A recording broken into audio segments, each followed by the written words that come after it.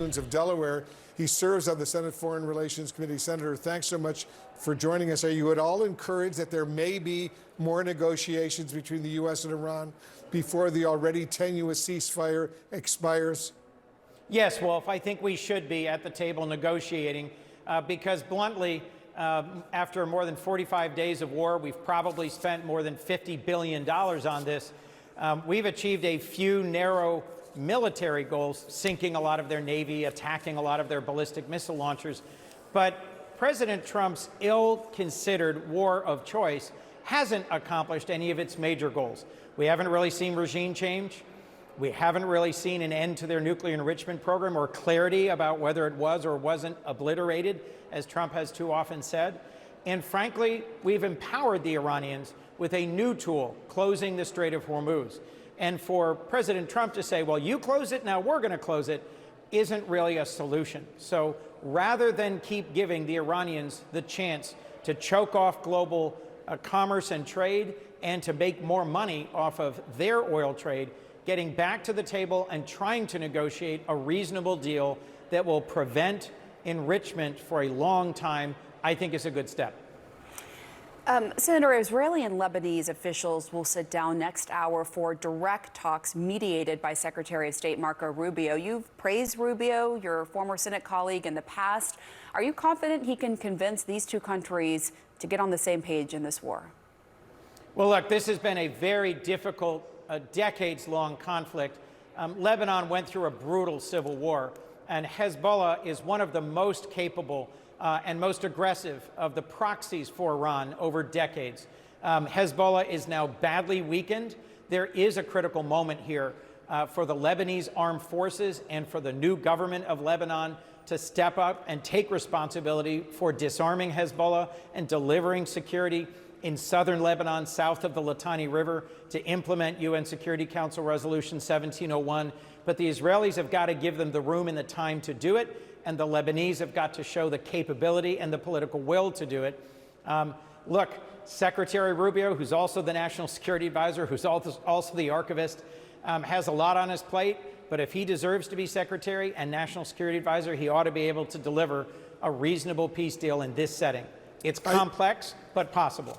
Are you at all encouraged that Israel and Lebanon potentially down the road might be able to do what Israel did with Egypt, for example, and Jordan, establish full diplomatic relations? Lebanon, as those of us who have been there, and I'm sure you have as well, Lebanon has a very influential Muslim Shiite population, Muslim Sunni population, but also a very influential a very influential Christian, Lebanese Christian population as well. So what's your assessment? Look, it's a very difficult and complex country.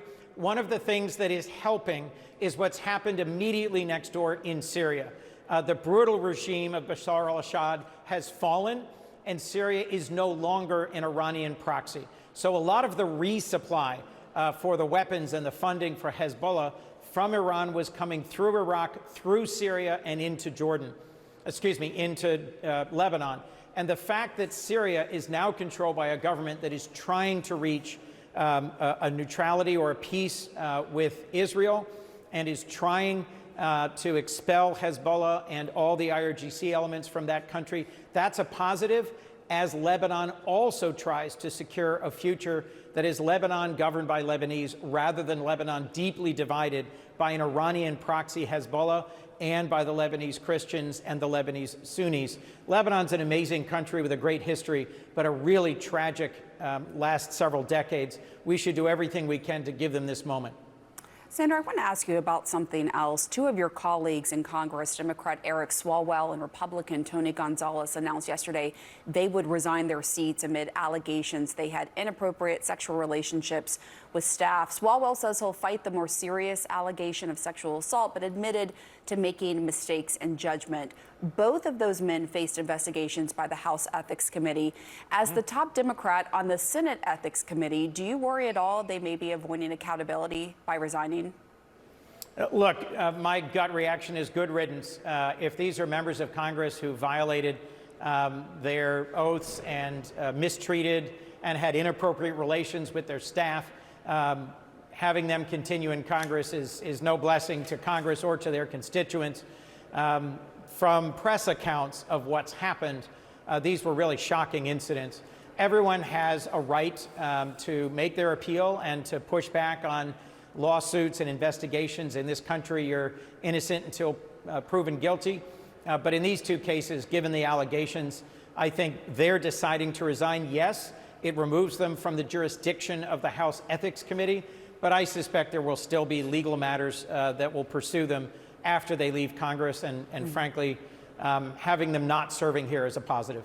Yeah, and we know the Manhattan DA's office is investigating the rape allegation that CNN reported that Swalwell has denied. Just to follow up on that, what can and should Congress do? Let me just remind you that the issue around sexual abuse by the wealthy and powerful, the Epstein files, continues to not be resolved. And shockingly, last week, the First Lady of the United States, in an apparently impromptu press conference, came forward and said that the victims should have to testify more in front of Congress. I think who ought to be testifying is Attorney General Pam Bondi, who, although relieved of her post, has not been relieved of her role in slow walking and covering up the details of the Epstein files. Okay, and I know a lot of Democrats feel that way. That's an ongoing issue, right? But just as it pertains to members of Congress, what more can Congress do to ensure that lawmakers are held to the same standards as everyone else? Do you think the current rules in place are sufficient? Well, in the Senate, which is what I'm responsible for, we receive lots of allegations against members of the Senate. We investigate all of them. We review them. We have a nonpartisan career staff. It is the most bipartisan committee here, and we push very hard on transparency and accountability. And where there are instances where it is necessary and appropriate for the Senate to investigate, we do. And when it can and should be handled by outside law enforcement, that's what happens. The House is a different body, much larger, different procedures, different functioning for their ethics committee. But the American people expect accountability for their elected officials, and we should expect it for the president and his family, as well as for members of Congress. And bluntly, if I could, one other thing.